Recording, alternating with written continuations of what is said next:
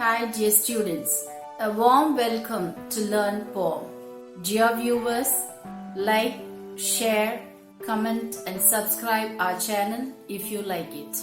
Today we are going to learn poem from Unit 3 from your 9th Standard English book on Killing a Tree, written by Gieve Patel. He was born on 18th August 1940. He is one of the prominent Indian poets, playwright, painter as well as practicing doctor in Mumbai. Patel belongs to a group of writers who have subscribed themselves to the green movement, which involves in the efforts to protect the environment. His poems speak about deep concerns for nature and expose man's cruelty to it.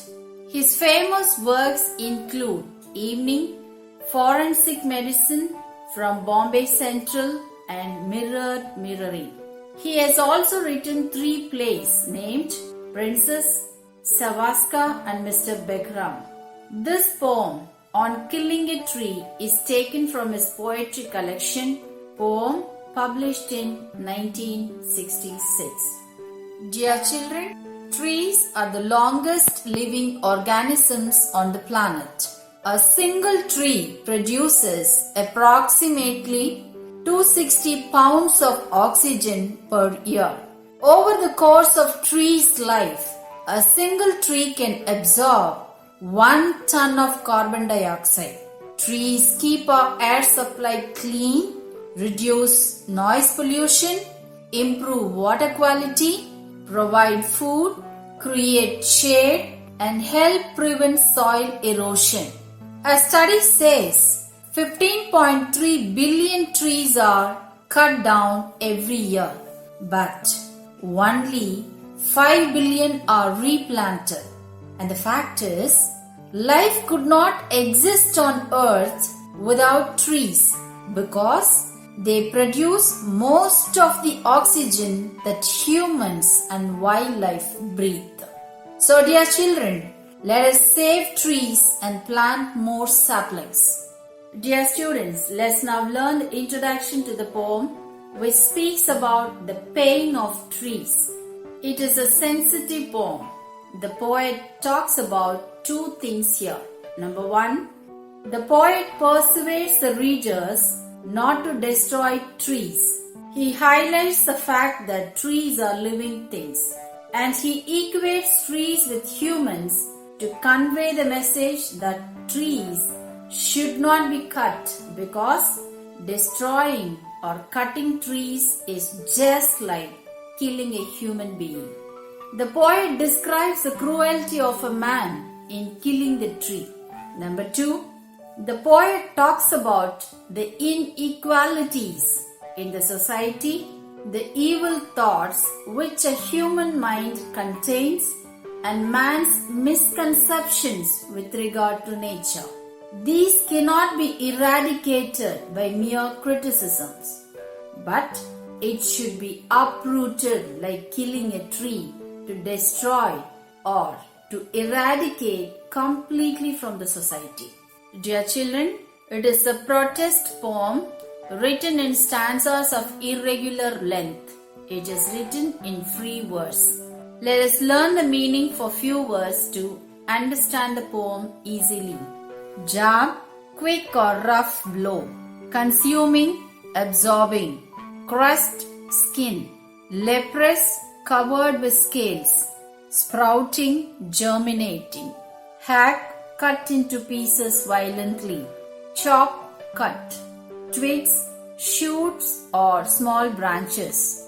Boughs, branch or twig. Expand, grow. Former, previous. Anchoring, making something stay in position firmly. Snapped out, chopped or broken completely. Entirely, completely. Exposed, displayed, uncovered or revealed. Scorching, blazing or flaming. Let's get started with first stanza, children. It takes much time to kill a tree. Not a simple jab of the knife will do it. It has grown slowly, consuming the earth, rising out of it, feeding upon its crest, absorbing years of sunlight, air, water, and out of its leprous hide, sprouting leaves. Here the poet says, a simple cut does not destroy a tree.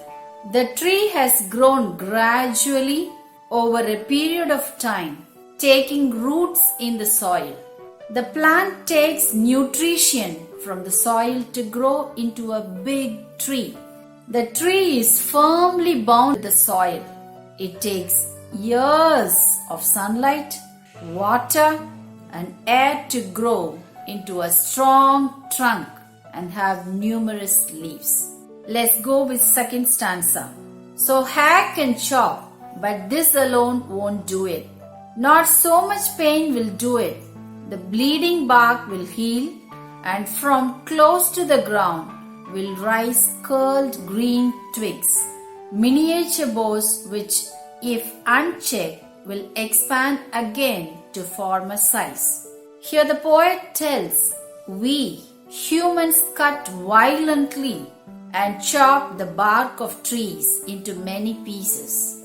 But that is not enough or sufficient to destroy the tree.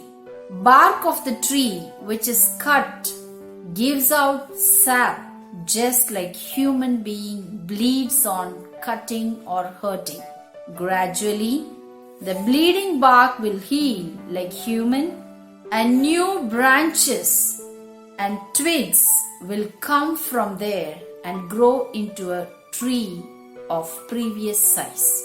Let's read third stanza. No, the root is to be pulled out, one of the anchoring earth. It is to be roped, tied and pulled out, snapped out or pulled out entirely, out from the earth cave, and the strength of the tree exposed. The source white and wet, the most sensitive, hidden for years inside the earth. In this stanza, the poet says that in order to kill or destroy the tree, the root of the tree should be roped, tied and pulled out, or separated from the earth that supports it. Actually, the root binds the tree with the soil. That is the reason the poet calls the root as the strength and source of the tree. The root of the tree is the life-supporting source. The root is white because it has never been exposed to sunlight, but only hidden inside the earth. The root is wet because it is full of water and other nutrients. Here the poet calls the root the most sensitive, thereby associating human qualities to the tree. Let's move on to stanza number 4. Then the matter of scorching and chalking in sun and air, browning, hardening, twisting, withering, and then it is done. The poet says the sensitive hidden roots, once pulled out or uprooted, then slowly it withers and dries up under the flaming heat of the sun and wind. Gradually, the trunk will become brown, harden, and twist. Finally, the tree will die. Dear students, let's now learn the literary devices. First, metaphor. The poet has used the indirect comparison in the line, and out of its leprous hide.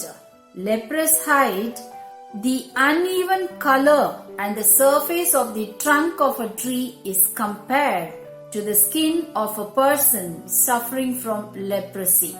The bleeding bark will heal. In this line, the sap coming out of the tree where it is cut is compared to the bleeding from the wound or cut in human's body. Let's now move on to alliteration. Alliteration means repetition of a consonant sound in 2 or more words. It takes much time to kill a tree. Here, takes, time, tree. T sounds. The bleeding bark will heal. Bleeding bark, B sound. The source white and wet. White, wet, W sound. Dear students, let's now learn repetition used in the poem. A word or sentence is repeated to make an idea clear and more memorable or to lay emphasis on it. In this poem, the word pulled out is repeated. Children, rhyming words and rhyme schemes are not used in this poem. The poet has written it in free verse. Dear students, shall we summarize the poem in few words? Well, On Killing a Tree is a sensitive poem. The poet persuades the readers not to destroy trees and equates it with killing a human being. He says that a plant grows, absorbing nutrients from the soil and taking years of sunlight and air to become a big tree. Merely cutting the trunk of the tree will not destroy it. The sap that flows out from the cut will heal, and new branches and tiny leaves will come from there. He says that in order to destroy a tree, it should be uprooted or pulled out completely from the earth that supports it. Once the most sensitive part of the tree is detached from the soil, the tree starts dying. It withers, dries up with heat and wind, twists, hardens, and finally dies.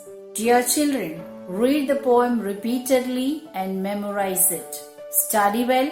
Happy learning. Thank you.